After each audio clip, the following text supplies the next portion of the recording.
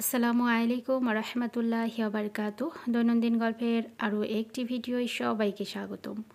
আজকে আমি শিখিয়ে দিব কিভাবে খুব সহজে ছোট্ট সোনামণিদের টমেটো জল রং দিয়ে কালার করতে হবে।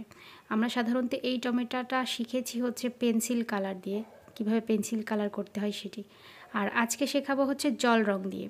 তো যেহেতু ছবিটা হচ্ছে ক্লাস 2 বাচ্চার জন্য, আমরা একটু সহজই করব, খুব বেশি কঠিন করব না। তো জল রঙের কাজ যেটা করতে হবে, আগে আমাদেরকে একটু ড্রয়িং করে নিতে হবে। তো এখানে আমরা জাস্ট, যেহেতু আমরা একটা পাকা 10টা টমেটো আঁকবো, যে এই টমেটোটা কিনা ক্লাস 2 বাচ্চাদের জন্য হবে জল রঙের, তো সেই ক্ষেত্রে আমরা আগে একটা ড্র করে নিচ্ছি। ড্রটা আমরা দেখে নিই কীভাবে করছি। খুবই সহজে একটা বৃত্ত দিয়ে নিয়ে তার চারিপাশ থেকে একটা রাউন্ড দিয়ে নিয়েছি, তারপরে দুই সাইড থেকে আবার দিয়েছি।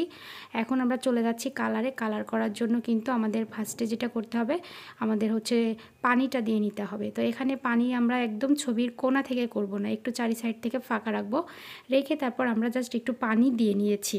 ফার্স্টে আমরা তুলিতে একটু পানি নিয়ে দিয়ে নিয়েছি।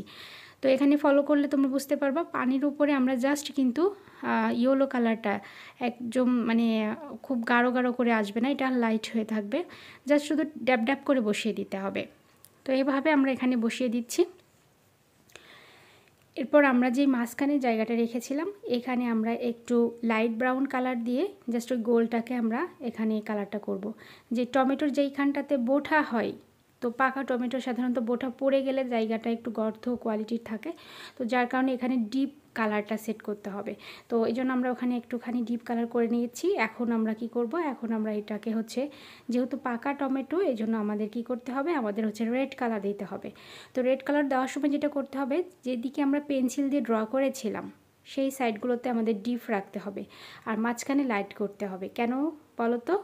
কারণ হচ্ছে কোনো গোল জাতীয় জিনিসের কিন্তু মাঝখানটাতে আলোর আবরণটা বেশি পড়ে, যার কারণে এখানে দেখো আমরা পানি দিয়ে কিন্তু আবার একটু ড্যাব ড্যাব করে রঙটাকে একটু মিশিয়ে উঠিয়ে দিয়েছি।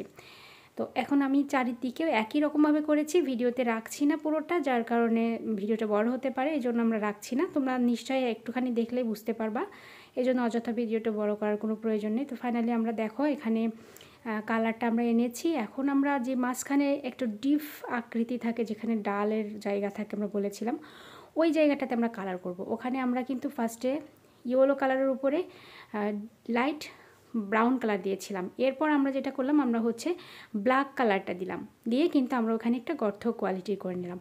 এখন ফাইনালি আমরা এখানে একটু পেন্সিল দিয়ে এঁকে নিচ্ছি। তো দেখো ফাইনালি হয়ে গেল আমাদের খুব সুন্দর একটি টমেটো। সবাই ভালো থাকবে। আসসালামু আলাইকুম রহমতুল্লাহ।